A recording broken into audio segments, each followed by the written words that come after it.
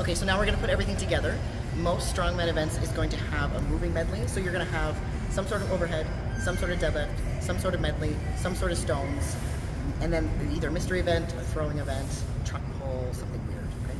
So there's always gonna be some sort of moving in here because you need to contrast the static strength with the moving strength. That's different than powerlifting.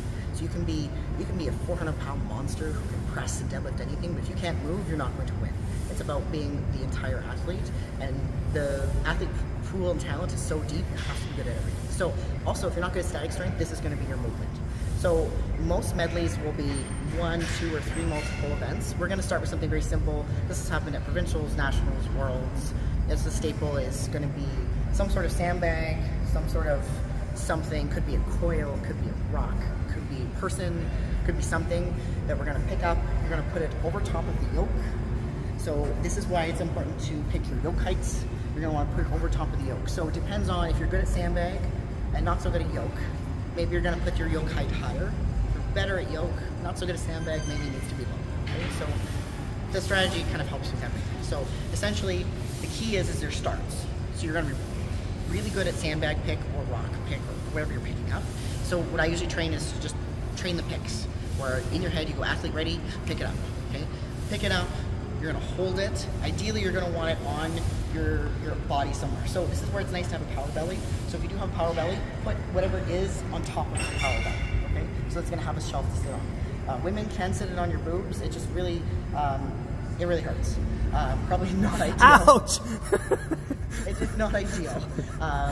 And usually sitting it up this high is a little uncomfortable. That's really hard to breathe. So ideally, you either want to smush them or put them kind of here, so over top of your belly. So ideally, if you can kind of make a belly or shelf, it's ideal. And then you're just going to hold it in. A lot of people will use belts.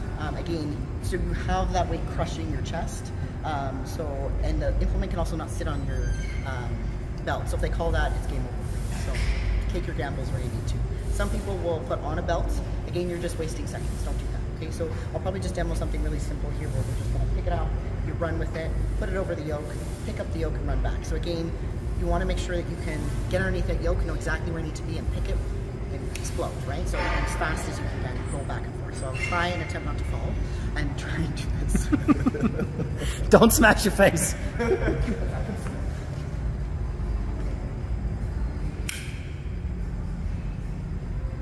So usually you're going to say athlete ready or have someone cue you and then you'll go, okay? So I'll just say that in my head here for us, okay? So over top of the stone, you can't be touching the implement, so usually you can either sit here or they may have you up. Usually I cheat, just cheat, okay? So we have down here, so athlete ready.